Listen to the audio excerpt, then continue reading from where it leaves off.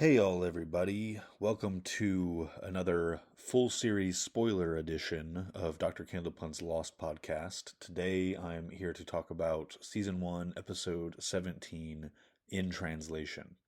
As usual, I will be talking over this episode on mute, and this will serve as a commentary of sorts.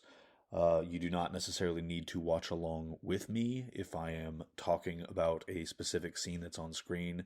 I will do my best to make it clear what it is I'm referring to. That said, if you would like to watch along with me, I am pressing play now, and I'll tell you when the first image is on the screen. There it is. We have no recap on this episode, which is nice, I think. um, yeah, we've got Jen on the beach. Um,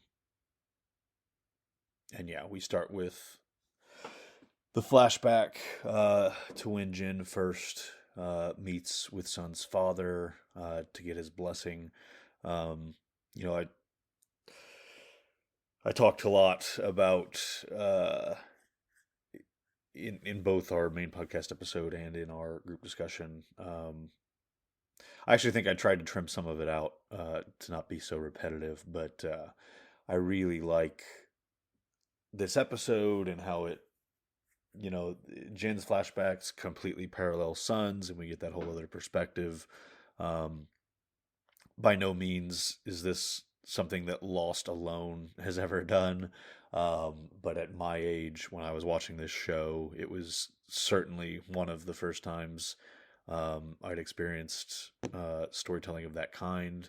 At least, um, at least one executed as well as it is. Um, and yeah, I really love the line here about Sun being his dream. Uh,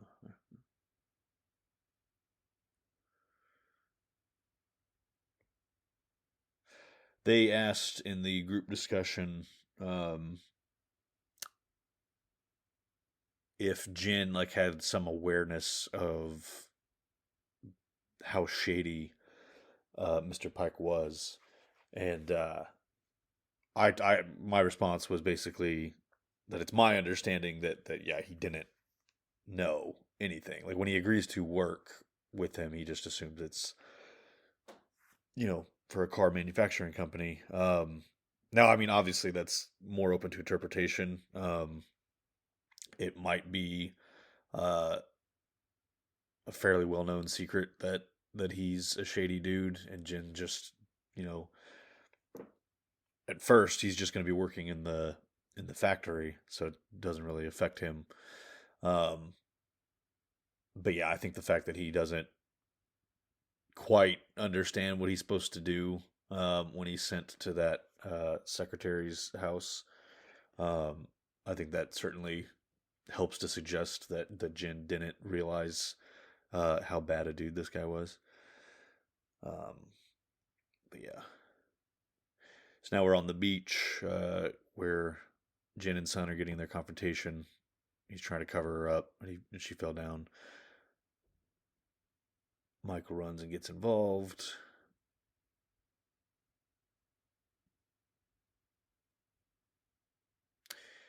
Yeah, I was kind of surprised that Flickerson and the first time viewers, they pretty much all thought Michael was in the wrong to get involved. Um, I didn't necessarily expect everyone to think that he was right, but I thought at least a person or two would. Um, yeah, I mean, yeah, it is. It's tricky. Obviously, I mean, to me, it seems. I think maybe the way he got involved. I think maybe the right thing that should have happened is that the other people that were watching this maybe should have came over and tried to um, less less confrontationally, intervene. I don't know. Yeah.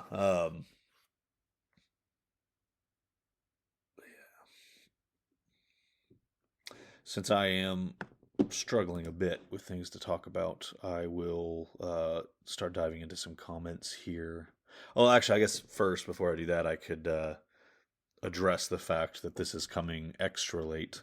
Uh, Normally, I try and release the spoilery commentaries before the next episode's like main podcast episode.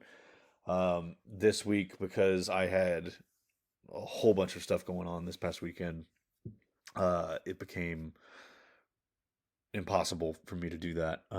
So I managed to get the first time viewers discussion out, which was also later than normal.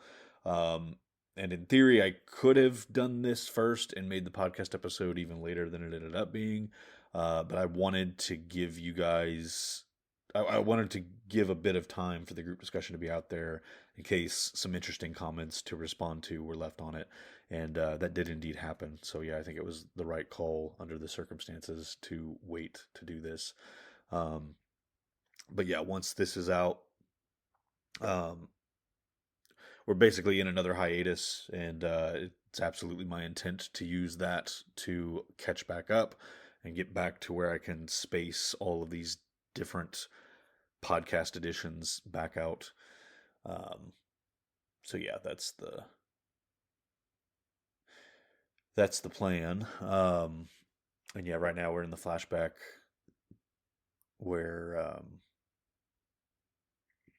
on the wedding day, and Jin didn't want to button Sun up, uh,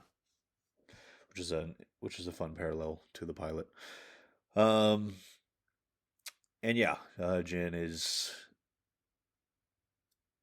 Drew, the first time viewer, caught the fact that Jin was probably lying about his father being alive.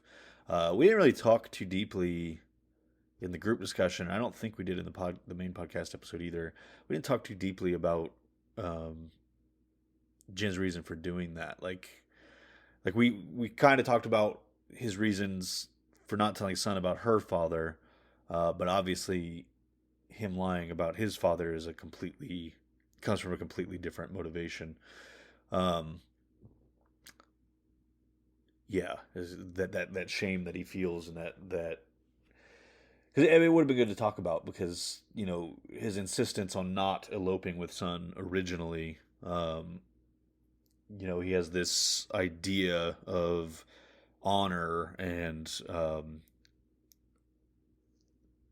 was gonna say status. I don't know if that's true, given what we learn in later flashbacks, like when he's working at the hotel.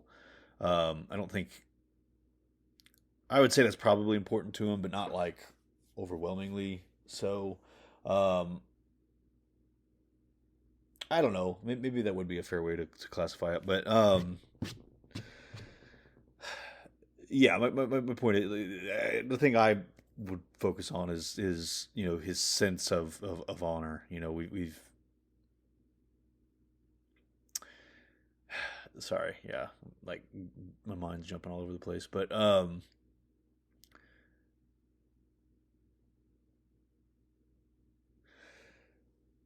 the point is that yeah, when he's first with Sun, he has this idea in his head about like how he has to be worthy of her, including not going on the honeymoon to try and prove himself to her father, and that whole thought process is what leads him down this road, to kind of being corrupted, and you know basically pushing her away without realizing the degree to which he has done that, um, which I definitely want to talk about near the end of this episode. Um, but yeah, so he it's a very flawed mindset and thought process, and his priorities are not great. um, I'm doing this way early in the day, so in theory, I should be speaking words better, gooder. Um, but I am struggling once again. I wonder if I should get diagnosed of something, but it feels like it's happening more and more often. Like not just on the podcast, but yeah, it's like some days when Flickerson and I are recording the podcast, um, I feel like I can communicate perfectly fine, and then other days it's like I cannot put a sentence together. Anyways, uh, What the hell was I saying? Um, Jin and honor and yeah, trying to prove himself and again, I think the best way to put it is he has this idea of how he can become worthy of Sun. Like he doesn't feel like he is because of social status and because of whatever else. And in his mind, he's got to um, make himself worthy in those ways. And yeah, the first part of that, well, I guess the first part of it is um, is getting the father's blessing. The second part is lying about his father being alive because I guess he's worried about people meeting his father and his father embarrassing him by not having this social status or having this type of etiquette or what have you. Um, and yeah, but by the end of the episode, by the end of the flashback storyline, you see that Jin realizes the mistake and he um, struggling with my words again. Um, he apologizes and he expresses regret to his father um, for having lied. And then when his father tells him, like, look, go off with your wife, run away with her, basically, which is what Sun wanted to begin with, and what he turned down because of what he felt he needed to do to be worthy of her. Um, by that point, by the end of the episode, by the end of the flashbacks, he is willing to do that. So he has finally overcome that. He's kind of realized that, like, yeah, no. If anything, well, I was gonna save this for the scene, but yeah, by the end of the episode on the island, when he says it's too late, like I asked everybody else what they thought. His reason for that was for saying it's too late, and everybody seemed to have the opinion that um, he's being like hypocritical, like, oh, you lied to me, now I don't want anything to do. Like now it's too late because of what you did to deceive me, and I didn't want to counter that because it's borderline a spoiler because I would argue this is more explicitly revealed in the finale of this season. But no, I think what's actually going on there is he realizes just how much he pushed her away. Um, he knew they were disconnected and they weren't really communicating that well, but he didn't realize that she was off learning this whole other language and planning on leaving him. Um, and so yeah, when he's like, yes, I think he's angry at her, and yes, I think he feels betrayed and hurt by her, but the real reason that he leaves her and he disengages with her and goes to work on that raft, again as he says in the finale, um, is because he needs to save her and he needs to redeem himself for what he's done and everything that he did for her father. He was doing that because he thought he needed to. That's what he needed to do, become worthy of her. It in fact made him unworthy of her. So that's why he's got to go off on his own and redeem himself before he can even consider being worthy of her again or starting over again, right? He can't just start over without redeeming himself. And yeah, maybe he could have tried to communicate that to her, but again, there is that other layer of he is hurt and betrayed, and yeah, I just again, the other thing that I think most people weren't giving him credit for is the idea that he thinks it's too late because of like he does blame himself uh, for this situation largely.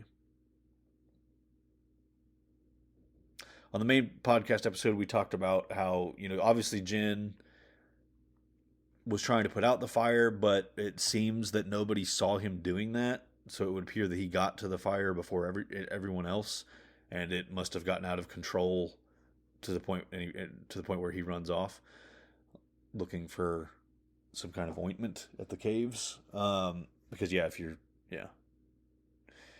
Um, anyways, so Flickerson like threw out the idea that maybe he saw Walt set the raft on fire.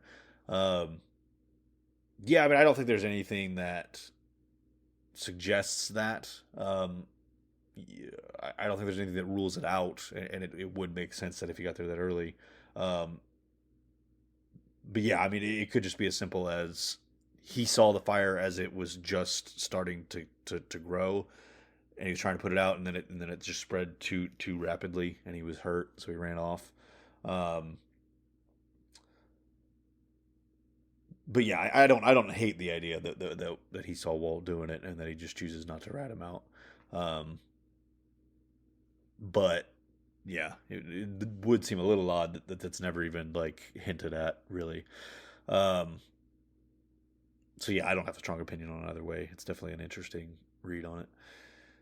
Um,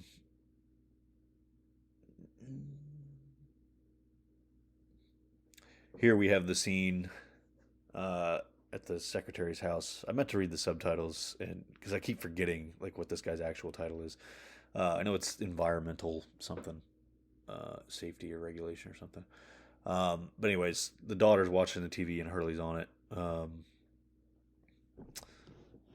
So it's a good opportunity to read a comment from Homo sapiens on the group discussion on this episode, where Brian, at the end, I was asking them to guess who they thought the next episode was going to be about. And Brian often guesses Hurley because he's been waiting and waiting and waiting for a Hurley episode. Um, but then when I revealed the episode title, Brian and Drew were both kind of at a loss for like how like what that would mean in regards to Hurley or anyone else. Um, but anyways, Homo sapien says he quotes Brian and he says, "It's Hurley and he's gonna win the lottery." And then Homo sapien says, "What the hell? LOL." Yeah, I also I was pretty I was laughing on the inside, and I was surprised to hear him say that. And then when I did the edit, like when I was editing, I was pleasantly surprised at how well I didn't betray my surprise. Like I think I did a good job of just being like, "Oh yeah, that would kind of make sense. Like that would maybe explain why he was on the TV." Um, but yeah, what's really funny, if I remember correctly, because this was a few weeks ago now, but when we started the next episode, numbers, and it's revealed that Hurley won the lottery. Like I'm looking at Brian, waiting for him to be like, "Oh, I nailed it." But he didn't seem to remember that he said that. And in that first commercial break, I had to remind him, like, "Hey, you said that." He's like, "Oh, okay." um, so yeah, just pretty funny stuff. Um, but all right, so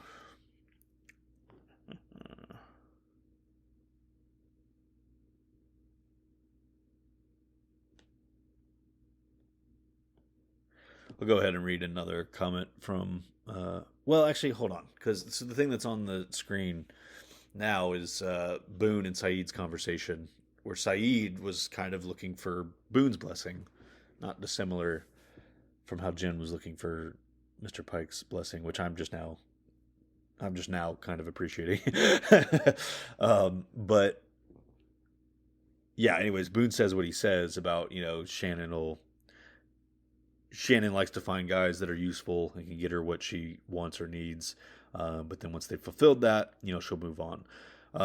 We talked a little bit in the group discussion about whether this was Boone being jealous and spiteful, or if he was actually just kind of looking out for Saeed a little bit. Um, I don't have there's another thing where I don't have a strong opinion either way, and I actually think it might be a little bit of both. But like, since we kind of talked about like the consensus in the group seemed to be that he was jealous and that he was doing it out of resentment. So just because we didn't really talk about the alternative as much, I will say, from a more objective standpoint, like take away Moon's previous feelings for Shannon. Like if you take that out of the equation and you take the information that he's imparting onto Saeed, um, he's not wrong. Like there's a scenario in which like he could actually just be giving this dude a warning. Um, uh, yeah. Sorry, I'm getting distracted by the animals that Locke's cutting open. I always thought it was a frog, but I think it was Brian pointed out that it had a tail, which I am now seeing. Yeah, I guess they're like some kind of rats. Um, and yeah, I see the ones hanging back there. But anyways, yeah, but I'm not like defending Boone. Again, I think there's probably a little bit of both in there. I think he thinks he's telling Saeed the truth, but yeah, I mean, it would be silly to ignore the tone in which or the tone in which Boone has throughout, like even from the beginning of that conversation. Um, he's kind of dismissive of Saeed to begin with, and I do think that that's motivated by a little bit of lingering jealousy. Um, but yeah, okay.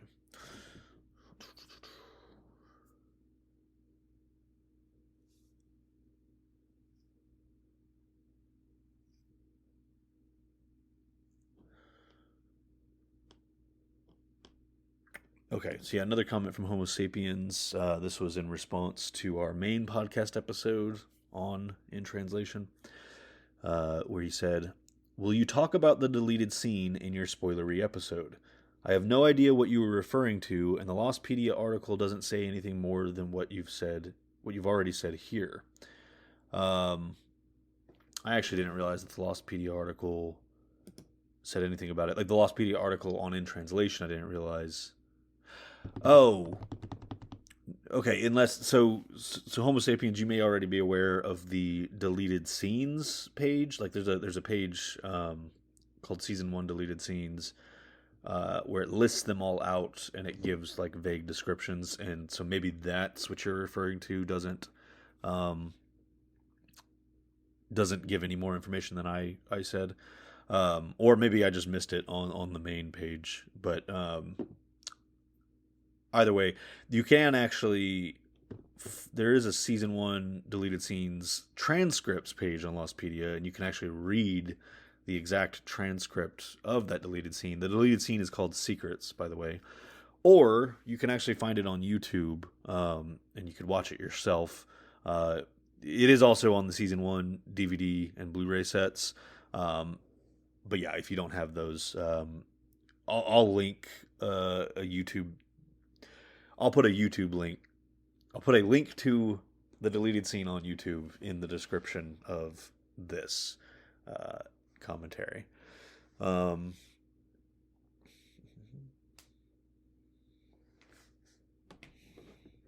oh, but yeah, on the topic of that deleted scene, though, I'm sure I'm sure you guys understood what I was referencing, but the one part that I really like about that deleted scene that I couldn't talk about in a non-spoilery setting was the line about, yeah, it was Kate's line about an evil twin. Jack's talking about how their situation on the island seems kind of like a soap opera because of son secretly speaking English and the husband not knowing. And then Kate says, "Well, it's not actually a soap opera until the evil twin shows up." Uh, I mean, it's funny because the Man in Black is kind of literally an evil twin of several characters. um, you know, and he has already been kind of the evil twin of Christian. So little does Kate realize that the evil twin has already shown up. Um, and yeah, uh, I can't say for certain. I mean, yeah, I'm fairly confident that the writers knew what they were doing when they wrote that line of dialogue. Because again, if you go back and you look at that Christian stuff and you look at the early monster stuff, it does seem pretty evident that they knew what was going on there. I mean, it seems to me that it was heavily suggested what was going on all throughout season one. You can really see, and I'll get into this in another comment here in a minute, but like, and certainly in a couple episodes from now, um, like so in the we've already recorded our main podcast episode on Deus Ex Machina, which is episode 19, which is Locke's episode where Boone falls in the plane. We've recorded that, and we've recorded our group discussion on it already. And like the thing that everybody keeps coming around to, like, when we're talking about Boone falling and then Locke seemingly recovering, Um, and I even saw this on like the Reddit first time viewer thread. Like other people were kind of catching on to this. Um, it seems to imply that the island, as Locke refers to it, wanted this to happen, and once it did, he was able to regain the ability to walk. And therefore, it's like the island was looking for some kind of sacrifice, like some kind of blood sacrifice. Um, and yeah, obviously what we learned about the Man in Black later, and the degree to which he was manipulating Locke. Um, it becomes clear that what Locke was referring to as the island, guiding them through this situation and leading them to the plane and all that. Um, sorry. Uh, it becomes clear that yeah, I've completely lost my train of thought. But again, my point was that to me, it's very hard to deny that the writers knew big picture. There's this force for good, one is light. There's this force for evil, one is dark, and the survivors, the characters are all caught in this struggle between good and evil, like not just on the island, but also internally between themselves. Um, and yeah, why was I talking about that? Oh yeah, because I think the writers knew what they were doing with that evil twin line because I think they already knew that Christian wasn't Christian. I think they knew that that was a manifestation of the monster. Um, but on that topic, oh man,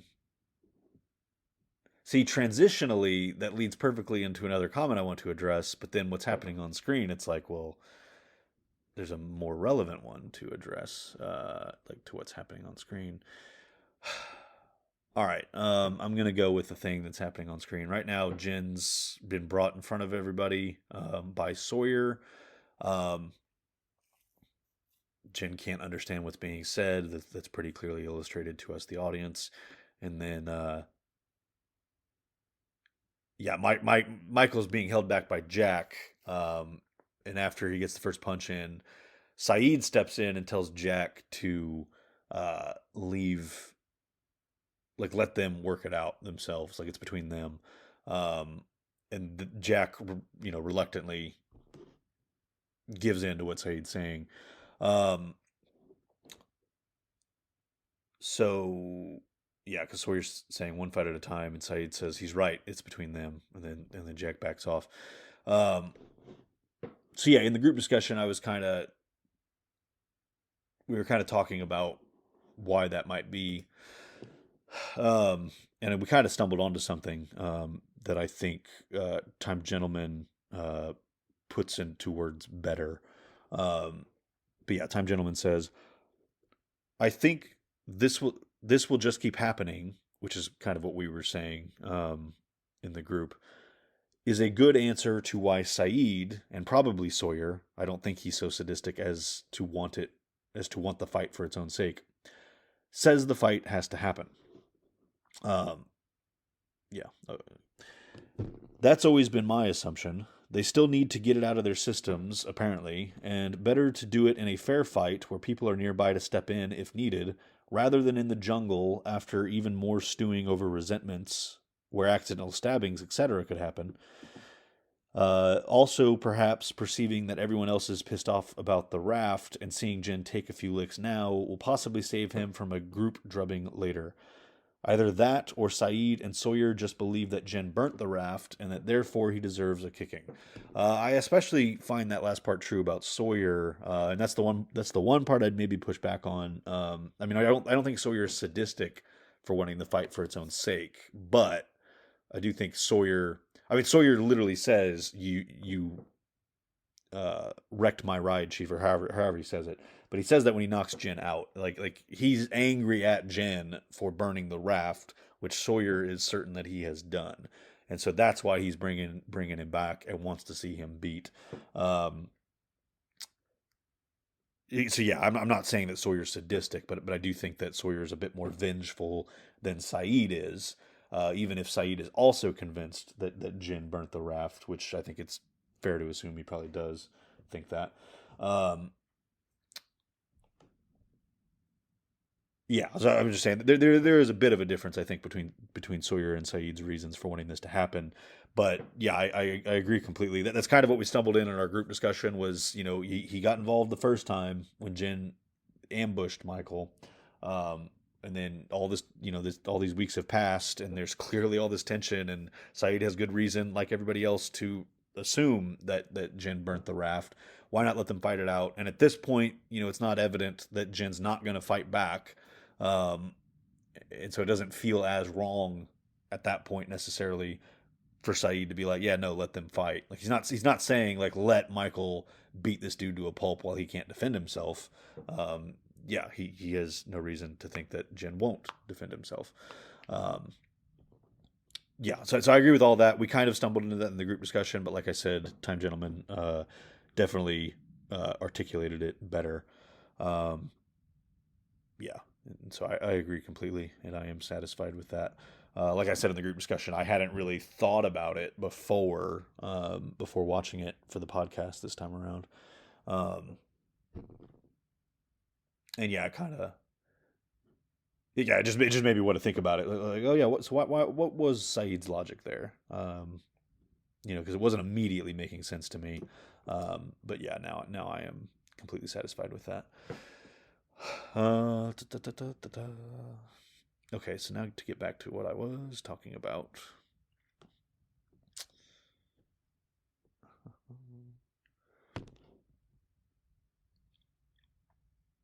Okay, so there are two comments kind of related to what I was saying. I'm trying to figure out which one I want to do first. I think I'm going to go with this comment from Lucas43434, who said, "Watching your videos has definitely sold me on the dreams/visions being created by the monster. With some dreams, like Echo's and Locke's dreams of Yemi in the episode question mark, it's so obvious I don't know how I didn't see it sooner. But it is a bit depressing that Locke's faith in a mysterious, benevolent will of the island was often misplaced. If the island itself does not use dreams to guide people, maybe its healing power was the main method of encouraging and discouraging people from certain paths. When Locke is losing feeling in his legs, could that be the island trying to stop him from following the dream that led to Boone's death? When Locke tells Ben, "You're in the wheelchair and I'm not," sorry, yeah. When Locke tells Ben, "You're in the wheelchair and I'm not," is he making a good point? Could the island be trying to help guide people in this way? Okay, so try to think of where to start. I guess real quick, I will acknowledge. So I don't often cite the Locke and Yemi dreams as an example. Like a lot of times, I point to the Horace Goodspeed dream, and even the dream in season one of the plane of the Beechcraft. I point to those as like the most undeniable examples of the monster creating dreams. The reason I don't point to the Yemi and Locke one is because I agree that it's very obvious in retrospect that it's the Man in Black, but there's a lot of subtleties as to what the Man in Black's trying to achieve there that I think are going to make for a really great video essay. When I do my dream video essay, I'm going to do a section on that dream specifically, because yeah, I think there's a lot of things that people miss about what the Man in Black's doing there in regards to again, I don't want to, I'm trying to save a lot of it for the actual video, but like, um, if you look at the result of those dreams and what it leads them to, by the end of that journey, Echo and Locke have become completely radicalized in their completely opposing beliefs. Echo is more certain than ever that the button needs to be pressed, and Locke is more certain than ever that the button shouldn't be pressed. And as we know, that leads to a significant conflict that could have gone even worse than it did. Um, but yeah, so yeah. Anyways, I was only going to briefly address that, but getting to the main point though. Um, so yeah, I would agree it's a bit depressing that Locke's faith was often misplaced, but I do also think that that's completely the point. Faith can be valuable. Believing in something deeper and something bigger than ourselves, believing these things can be noble and can be beneficial in a lot of ways. But you have to be careful about what you put your faith in, and you have to be willing to question that. You have to be willing to examine it. Like, why do I believe it? Um, what are the effects on myself and those around me, of me believing that thing, of me putting my faith in this thing? Um, as for if the island itself, so I mean, I've talked about this a lot, and I have no doubt I will continue to, but I really disagree with the notion that the island has a will of its own. I think, yeah, I'm trying not to repeat myself too much here. So let's just start with the idea that it wasn't the Man in Black that was doing that was causing what was happening to Locke and his legs. The reason I think that it is, like I said, this has been coming up in our discussions of Deus Ex Machina, which you guys will see, in a little less than a month. um, yeah, basically, what the chain of events is: Locke is losing feeling in his legs as he gets this premonition, and they're being led to this place. Because of that, Boone has to be sent up to climb. I think if Locke wasn't losing feeling in his legs, he would have climbed up to the plane, and then he probably would have caused it to fall, and then he would have been wounded and injured, and probably died. And the Man in Black did not want that. Locke is the perfect person to manipulate and to guide to achieve certain things that the Man in Black can't achieve himself, including the death of many candidates. Um, and yeah, so the Man in Black would not have wanted that at this point. Um, and so, but he would have wanted Boone to die, and he would have wanted Boone brought back to the camp, um, so that Jack has the reaction that he has, and so that this conflict kicks off because of that. Obviously, what happens to Boone very much. I mean, Jack's already suspicious of Locke, but Boone's death is what gets Jack to be really against Locke, and it really solidifies their ideological conflict. Um, and yeah, all of that the Man in Black wanted, and so yeah, the first time viewers and Flickerson that are kind of piecing together, like, oh, it's like the island wanted a blood sacrifice. Once this happened to Boone, Locke was given his ability to walk again, and guess what? From this episode forward, he doesn't have any issues, or from that episode forward, he doesn't have any issues with that. Um, yeah, I agree with that assertion, except obviously, they have reason to refer to it as the island, whereas we know, based on the reveal much later, that it wasn't the island. It's the Man in Black. It's this darker representation of the power of the island. Um, sorry, man, I was so ready. I really thought I was gonna nail this. And yeah, losing my train of thought again. Um, so yeah, all of that's to say, no, it makes complete sense to me that the Man in Black is the one that was doing that to Locke, for that reason. Um, I think, yes, I think the island is what healed Locke, but I don't think that there was any conscious will behind it. You could, if you want to believe in God or fate or the universe, if you want to believe in any of those being conscious forces or like a higher level of conscious, of having some sort of will, um, you can do that. You can do that in real life. You can do that in the show, if you want. Um, but the reason that I don't agree with the island, like people classifying it as the island, is because that's yeah, like there's no explanation for how this piece of land, essentially, or this energy, like, how is it, without classifying it as part of fate or part of the universe, or part of God's design, or however else. It just seems silly to me to be like, okay, yeah, this rock, or this electromagnetic energy, um, is sentient in some way and pulling these strings. And again, I do think it goes against the whole point of the show. By the end, it's revealed that Jacob represents the ways in which this power can be wielded benevolently, and then the Man in Black represents the opposite of that, and they are the two extremes. And the whole show is about every other character being caught between these two extremes. And can they be redeemed, or will they end up becoming monsters like the Man in Black? Um, and Yeah, sorry, I keep losing my train of thought.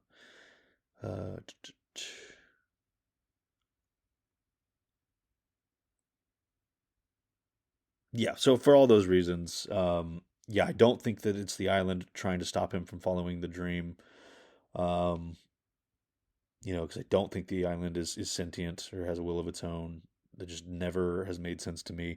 And again, every character, including Locke, that talks about the island as if it has a will of its own, has been manipulated by the Man in Black, like prior to that point, um, or at least it's heavily suggested that they have. Um, and also everybody that says they're doing something for the sake of the island, every single one of them, is saying that to justify some really bad things. Um, so yeah, again, the idea that the island has a will of its own and is benevolent, uh, I do disagree with, and yeah, I feel like I could have made my point with all that better. There's another comment along these lines. Maybe this will help me articulate some of that better. Um, yeah, so this one is also from Homo sapiens, and he says, I agree that the boar being the Man in Black. Sorry. This is in response to my full series spoiler commentary on Outlaws, the previous episode. I agree that the boar being the Man in Black fits with his capabilities, but the immediate outcome of this particular plotline seems to be the exact opposite of what the Man in Black would want. Kate and Sawyer bond by sharing secrets. Sawyer grows by not taking revenge. He disarms himself, and the relationship between Sawyer and Jack seems to improve a little, especially with how this episode leads into Sawyer telling Jack what his dad said in Exodus. And all of that starts with the boar. Therefore, I am not convinced that the boar is the Man in Black, but I do agree that it is within his realm of capabilities, and I am open to having my mind changed. Okay, yeah, so my response to that is that, and we've kind of talked about this in the main podcast without Flickerson realizing that we're talking about the monster or the Man in Black. Um, but most people watching it the first time through think that the island is testing these people and wanting them to overcome their demons. Flickerson had the more unique perspective, and the one that I would argue is completely accurate, is that the quote unquote island is confronting them and testing them with these demons and with their pasts and with these things that are haunting them, but it's not rooting for them to overcome them. Again, you got to go to the conversation on the beach between Jacob and the Man in Black. They both are have these opposite perspectives on humanity and the nature of humanity. That Jacob's highly invested in proving the Man in Black wrong. Man in Black's just convinced that he's right, and I don't think he's trying to necessarily prove anything to Jacob. But although yeah, that's a whole other discussion for another time. But my point is, the man in Black believes that they're irredeemable, and he's confronting them with these things, and he doesn't want them to succeed. But sometimes they do. Just like sometimes they fail. That's what I'm saying. You could look at it from either perspective. Like if you have Locke's perspective that the island is testing people and it wants them to overcome their demons, well then sometimes the island doesn't get what it wants, because sometimes people don't pass that test or overcome those things. So now you flip it and you look at the monster's the one doing these things, and the monster's the one wanting them to fail. then it's exactly the same thing. Sometimes they fail, sometimes they don't. So sometimes the Man in Black is successful in his manipulations, and sometimes he isn't. I mean, that's true in every single season of the show. Um, so yeah, just because it kind of backfires on the Man in Black, to me that's in no way evidence against the idea that he's trying to make it happen. You know, there's nothing to suggest that whatever force is behind what Sawyer's going through in that episode, be it the Man in Black or the island or that dude's ghost, whatever it is, or it's just a boy, like whatever it is, um, there's no evidence to suggest that whatever that force is wanted it to turn out the way that it did. Um, Sawyer is being poked and prodded throughout this. Um, it makes just as much sense to say that whatever this force wanted, it didn't get it, versus what happened is exactly what it wanted. I keep trying to find a better way to express that, and I think I'm just talking in circles at this point. But so yeah, I mean, yeah. I mean, what I definitely agree with is, yeah, in a lot of ways it backfires on the Man in Black. I wanted to cite some other examples of things not quite working out for him, because I feel like there are so many. I mean, another great example is what happens with Echo. I've laid out pretty explicitly what I think happened in that episode and what the monster was trying to achieve. But without getting into all of that, what I think is undeniable to everyone that has seen the show in its entirety is that the monster was trying to accomplish something with Echo by getting him to confess. And when Echo refuses to confess and to repent and to accept whatever prescribed penance his quote unquote brother would have given him, um, the monster becomes angry and he kills Echo. So again, whatever he was up to, and I've made my thoughts very clear on that elsewhere. I'll link a YouTube video in the description. The Man in Black didn't get what he wanted, and yeah, there are plenty of examples of that throughout the show, of the Man in Black manipulating people and it not quite working out the way that he wanted. And again, that is like the whole philosophical point of the series. I would argue, one of the biggest ones is it's these characters being tested in these situations, and us deciding as the audience, like, is humanity as a whole redeemable or not? I would argue that I think the show is arguing uh, that we are. I think it's fair to say that that's the side of the argument that the show comes down on. Um, but yeah, you get to see all of these situations in which people fail or succeed, or somewhere in between those two. I will say though that I think the uh, Kate and Sawyer bonding maybe kind of does work in the Man in Black's interest. Again, I'm not saying that that's what he was going for. That was exactly what he planned, or that this in and of itself proves that it was him. But I think Kate and Sawyer bonding makes the love triangle more pronounced, between her and Sawyer and Jack, and that of course is a source of tension and conflict as time goes on. So yeah, that my point with that is that part specifically doesn't necessarily foil the Man in Black's agenda. If anything, it kind of maybe helps it. But yeah, okay, we are well past the credits, so I'm going to read my credits now. Thank you to candidate number 90, Ben Ward, candidate 108, Jeffrey Winslow, candidate 69, Brian Phillips, candidate 32, Chuck Boyd, and candidate 341, Hans. And I also would like to say thank you to the multiple people that have donated equipment and resources used in the production of this podcast. Those include Mary Mullins, Brandon Huth, Charles Huth, William McMahon, and Charlene McMahon. And yeah, I reckon that's it. So, like I said, this is kind of coming out in a weird order because this has come out after our main podcast episode on episode 18 of Lost. So the next thing that you'll see after this will be our group discussion on numbers. obviously, if by chance you're listening to this in the future and you're like going through the master playlist of these podcast episodes, which I know my brother is currently catching up through that at the moment. So hello, Brandon, if you're hearing this.